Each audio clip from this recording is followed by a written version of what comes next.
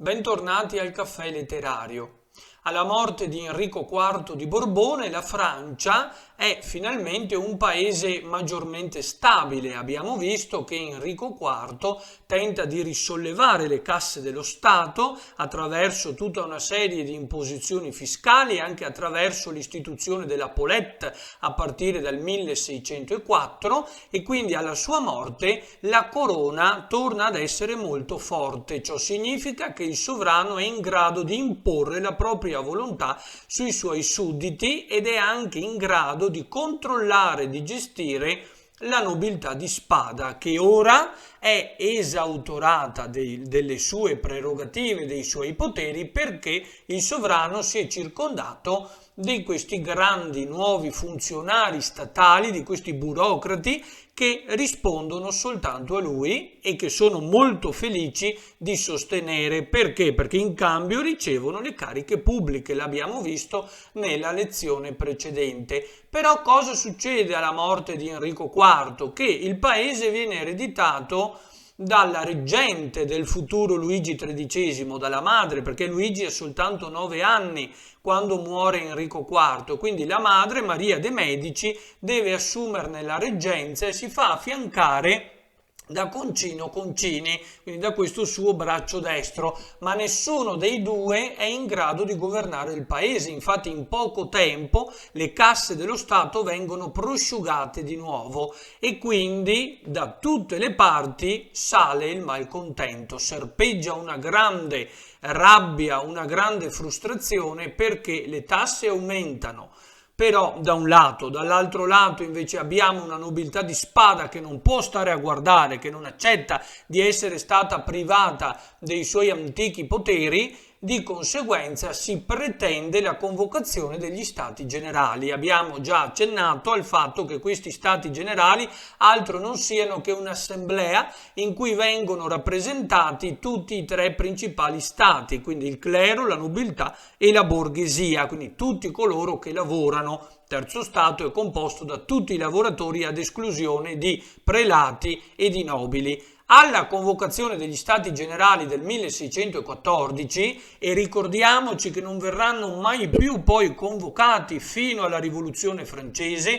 poco prima quindi che scoppiasse la rivoluzione, quando Luigi XVI sarà costretto a convocarli proprio per ascoltare finalmente le istanze presentate dal popolo. Ebbene, in quell'occasione la nobiltà compatta chiese e pretese l'abolizione della Paulette, ed è anche ovvio il perché di fatto la nuova nobiltà di toga, quindi questi nuovi funzionari che non sono affatto nobili, si sono accaparrati le posizioni chiave all'interno dello Stato, quindi riescono a far applicare le leggi e a governare il paese per conto del sovrano, e sono fedeli a lui e a lui soltanto. Quindi di conseguenza i nobili di antica data, le grandi casate del passato, pensiamo ai Montmorency, ai Coligny, ai Condé e così via, sono esclusi dagli antichi poteri che avevano prima, cioè non sono più in grado di governare come in passato e non vogliono essere esclusi. Poi vedremo anche l'astuzia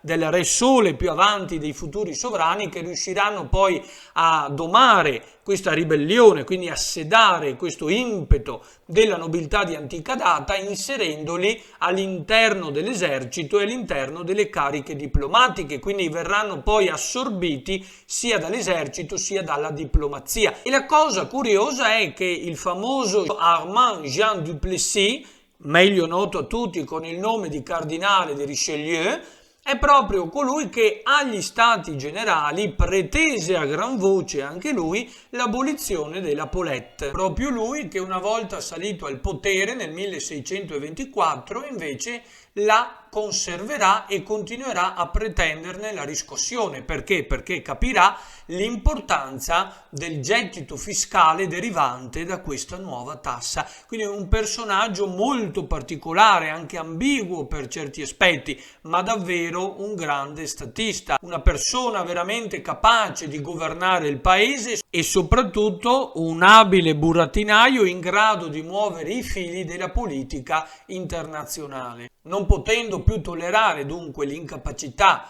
di Concino Concini, Luigi XIII, quando poi finalmente potrà salire al potere, fa uccidere Concino Concini, il braccio destro di sua madre, e finalmente poi potrà governare assieme al suo primo ministro, e viene scelto proprio il cardinale di Richelieu, che dal 1624 governerà la Francia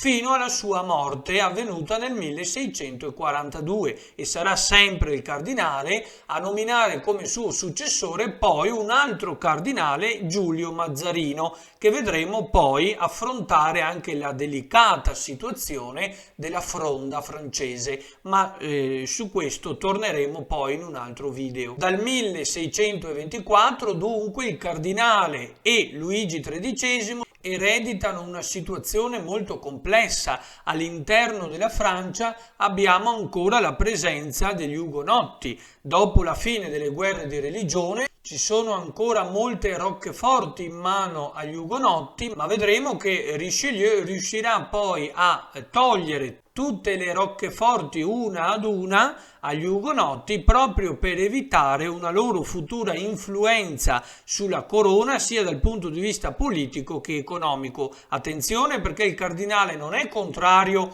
alla libertà di culto sancita dall'editto di Nantes del 1598, no, semplicemente vuole togliere agli ugonotti la possibilità di interferire con la politica di Luigi XIII, cioè vuole evitare una futura instabilità politica, si vuole scongiurare il pericolo di ripiombare nuovamente in quella situazione estremamente pericolosa che si era creata durante le guerre di religione, cioè in poche parole vuole impedire una nuova lotta tra fazioni, quindi tra nobili, per la conquista del potere, come era già successo con le guerre di religione, quando la fazione cattolica guidata dai Guisa si scontrò con quella protestante guidata prima dai Coligny, poi dai Condé e dai Borbone. La situazione dunque è veramente molto complessa. Ci sarà anche il tentativo di assassinare il sovrano, quindi ci sarà una congiura che però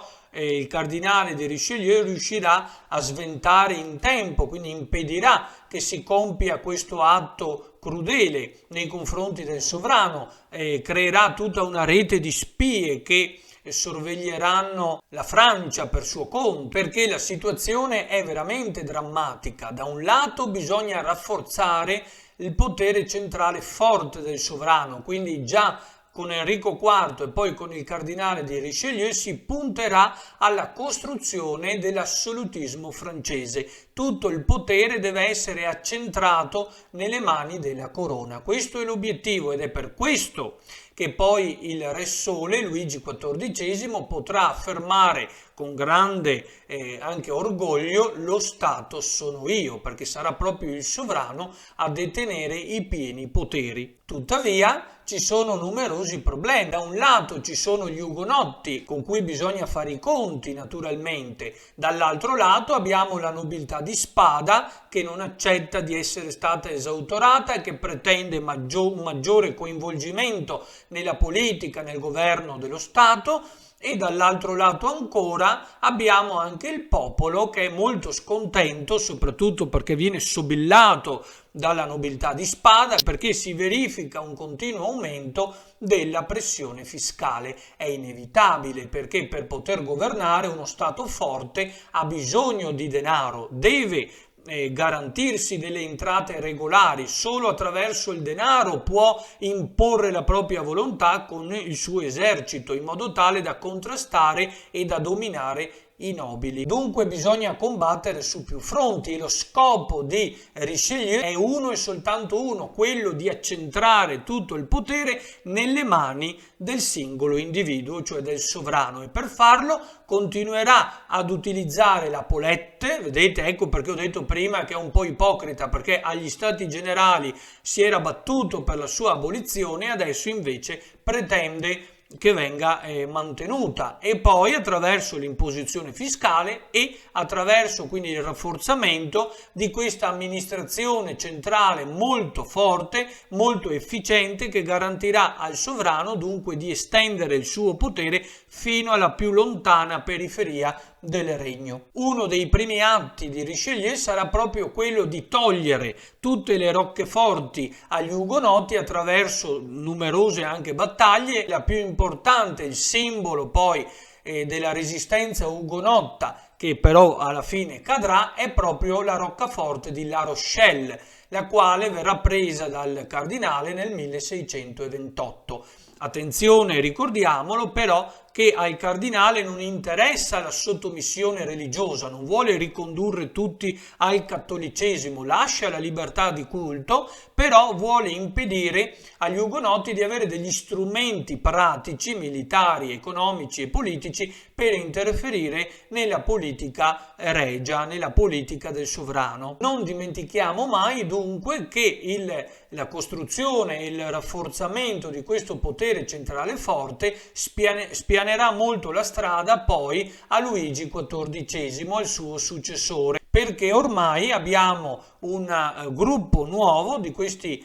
funzionari statali che obbediscono soltanto al sovrano e che hanno tutto l'interesse a mantenere il proprio lavoro, a mantenere la propria posizione sociale. La politica dunque filocattolica del cardinale viene affiancata da una politica anti-asburgica. Vedremo che si inserirà all'interno della guerra dei 30 anni nel 1635 combattendo contro l'Austria, quindi cercherà in tutti i modi di indebolire il principale avversario della Francia, quindi l'obiettivo è anche quello di crescere a livello europeo, di fare della Francia un grande stato nazionale, un grande stato moderno, sempre però governato dall'assolutismo. Potenzia la marina militare e getta anche le basi per il futuro impero coloniale francese e nel corso del tempo vedremo che la Francia riuscirà ad impadronirsi di numerose colonie, in particolare già a partire dal 600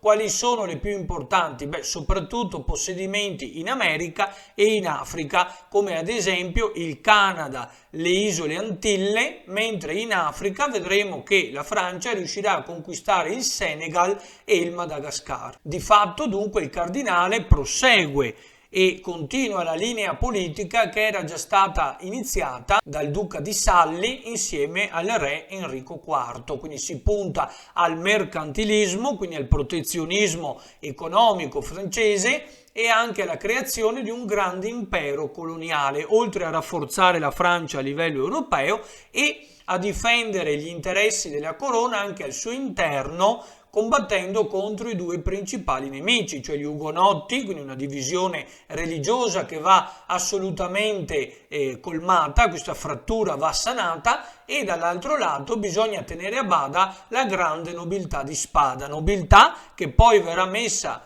al proprio posto, quindi che verrà domata dai sovrani, anche da Luigi XIV e da Luigi XV, anche attraverso la costruzione della Reggia di Versailles, perché non dimentichiamoci mai che i grandi nobili verranno poi invitati a vivere, a trasferirsi alla Reggia, non solo per una questione così di etichetta, non certo per far loro piacere, ma per poter avere sempre sotto controllo i nobili, per averli sott'occhio e per controllarli da vicino. Quindi la corona diventerà veramente forte e potrà imporre la volontà grazie all'esercito e alle tasse, quindi senza entrate regolari il sovrano non può fare assolutamente nulla. Nel 1627 non dimentichiamoci che nella lotta per la successione al ducato di Mantova il cardinale di Richelieu sostenne il candidato francese che era il duca di Nevers contro invece il candidato che era appoggiato dagli Asburgo. Di questo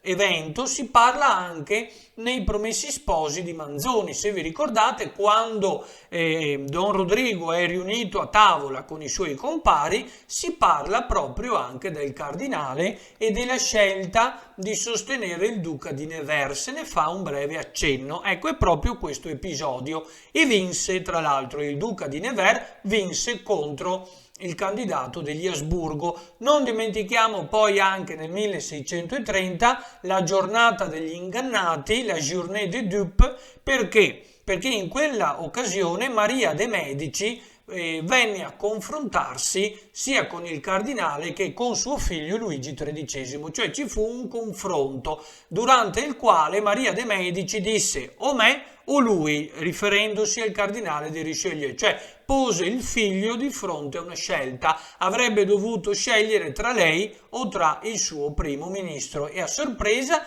Luigi XIII confermò il cardinale di Richelieu come suo primo ministro, quindi di fatto ormai il sovrano ha capito che senza un grande statista, senza un grande politico forte, un uomo capace di governare il paese, la corona non sarebbe andata da nessuna parte e di fatto quindi allontana la madre e il partito che ovviamente la sosteneva. Questo per farci capire quanto ormai la corona puntasse dritta verso questa direzione nuova, cioè verso la nobiltà di toga, verso il mercantilismo e quindi tenterà in tutti i modi finalmente di placare le interferenze e soprattutto le pretese dell'antica nobiltà di spada che non sarà più in grado di imporsi sulla corona, quindi tornare a una situazione antecedente non sarà più possibile. Finalmente i singoli nobili alleandosi tra di loro non saranno più capaci di spodestare il sovrano. Tentativi di rivolta ce ne saranno ancora, vedremo poi con il Mazzarino